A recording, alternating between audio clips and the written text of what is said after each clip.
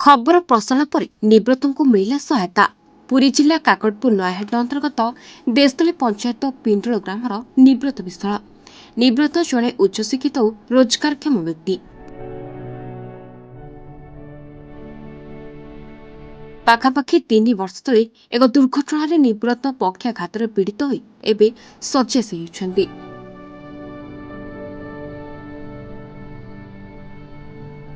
घर कहले स्त्री और 5 वर्षर पुओ। परिवार प्रतिपोषण पाई तांको पाखरे अर्थबल नाही। आसीबा किपरि? एकमात्र रोजगारिया पुओ जेतेबेले शଯ୍यारे मृत्यु सहित लड़ाई करुछि।